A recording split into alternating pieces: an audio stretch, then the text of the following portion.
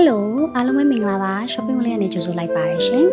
။ထူးကဒီနေ့တော့ဓာတ်ပုံလေးအရင်ရိုက်လို့လှပြီးတော့ photo spot လေးတွေလည်းအများကြီးရှိရဲ့ Cafe Maison Experience Flash Store ဆိုတဲ့ဆိုင်လေးကိုသွားမှာဖြစ်ပါတယ်။ဒီ cafe လေးကိုသွားမယ်ဆိုလို့ရှိရင် BTS Green Line ကိုစီးရပါမယ်။ RE Station မှာဆင်းပြီးတော့ AC2 ကထွက်လိုက်တာနဲ့ဒီ cafe လေးကိုရောက်ပါပြီ။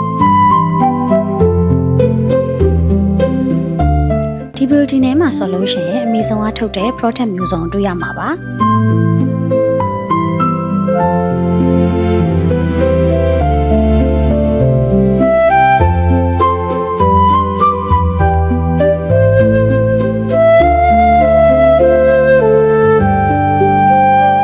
ဒီ cafe လေးမှာဆိုလို့ရှိရင်ဓာတ်ပုံအရင်ရိုက်လို့လာတဲ့ spot လေးအများကြီးပဲပေါ့နော်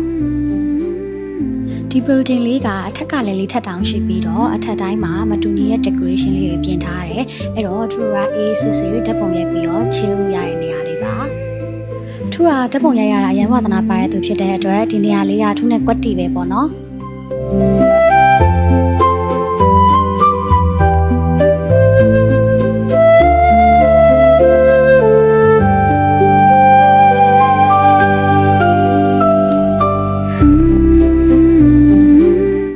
လိုပဲဓာတ်ပုံရိုက်တာဝါသနာပါတဲ့သူတွေ coffee ကြိုက်တဲ့သူတွေကတော့ဒီဆိုင်လေးကိုသွားဖို့ recommend ပေးပါတယ်နော်အားလုံးပဲစိတ်ချမ်းသာကိုကျန်းမာနဲ့ကြံစီထားသမျှအောင်မြင်ပါစေလို့ shopping လေးမှာဆုမကောင်းတောင်းပေးလိုက်ပါတယ်ရှင်